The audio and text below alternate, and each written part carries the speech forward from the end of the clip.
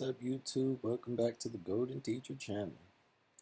So, today what I want to talk about is another experience that I had with meditation.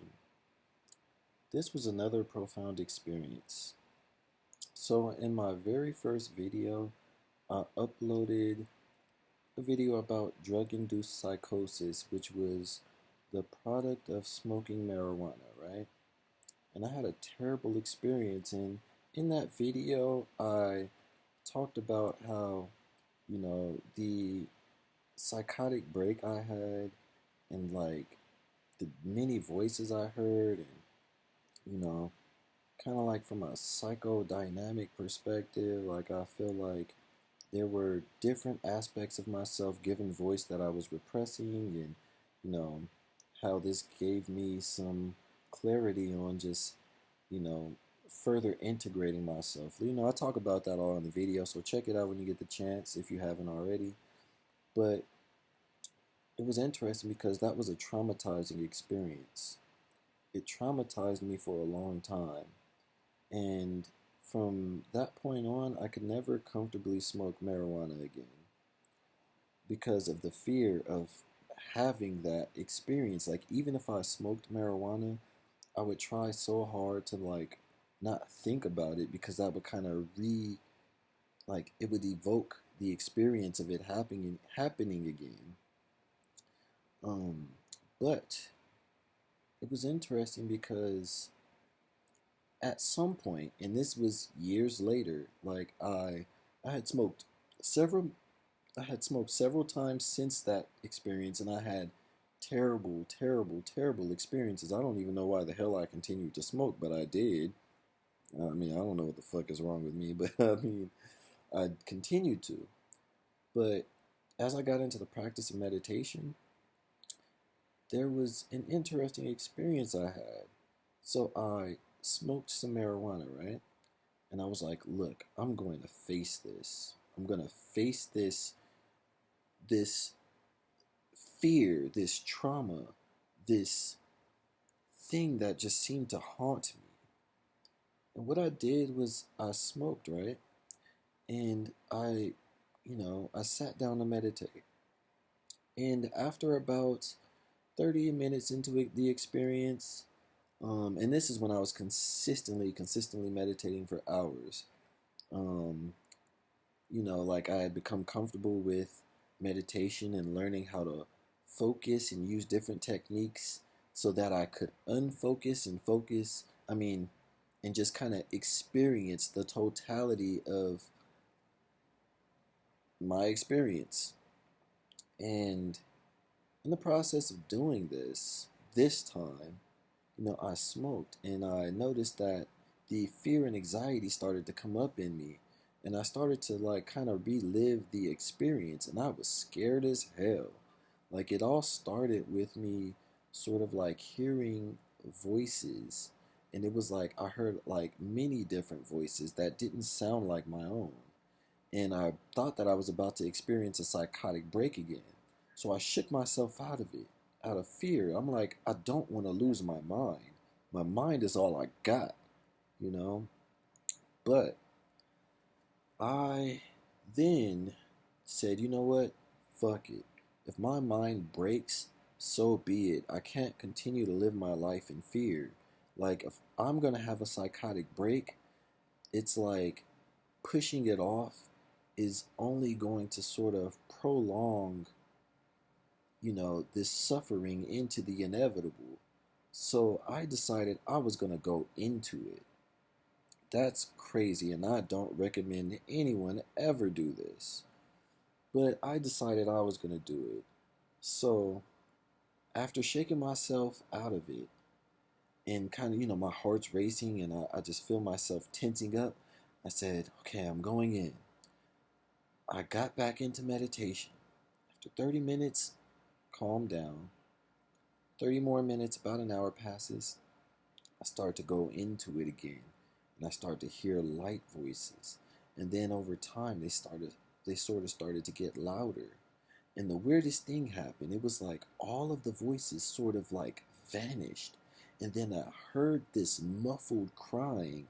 And what it sounded like was a baby, like a baby crying and locked in a box. And it was like screaming to get out. And this freaked me the fuck out because, like, what the hell is that? But what I did was I employed the practice of metta meditation, which is loving kindness. And what I did was I welcomed this crying child in this box. And I sort of, it's like I didn't, it was like I kind of imagined myself like opening the box, like taking off these chains with loving hands and opening the box and pouring this love into this dark space where it sounds like this baby is crying. And I poured love into it.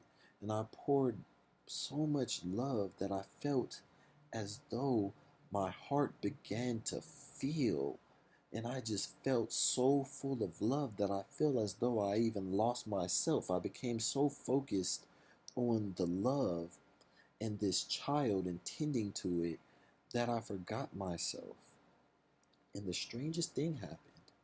The baby went from crying to being silent. And then poof, it disappeared. And then there was just peace. And I continued to meditate a little longer and just bask in that beautiful space of love. And then I came back into my regular waking consciousness slowly. And it was really interesting because ever since then, I didn't experience that fear anymore. And it's interesting because, there's a concept in psychology. What is it called? Systematic desensitization or something like that. Where you kind of, like, the process is pretty much kind of facing a trauma or like a phobia of some sort and kind of slowly like allowing yourself to go into it little by little. I kind of just jumped headfirst into it this time, but I recognized that through learning how to calm, or rather, the calmness is kind of a byproduct of meditation. But the calm that comes with like allowing the body to settle and accepting what is happening and arising in your consciousness and just watching it, it allows whatever is has this grip on you to just go on its own. And that's some profound shit. Like, ever since then, I have been able to let things go and forgive people and forgive myself without dwelling and ruminating and hating and allowing all of these negative emotions to take over me and possess me. It's not to say that I don't get angry or upset with myself or people anymore. It's just that it has a much shorter lifespan, these feelings and thoughts. And I really feel like this is a huge key to attaining psychological health and balance. I don't recommend that everyone try this because, of course there's people dealing with things that cannot be, let me say, sufficiently processed, like by simply meditating on it. However, it's worked for me. And, like, I would say that when it comes to the big five personality traits, I'm pretty high in neuroticism.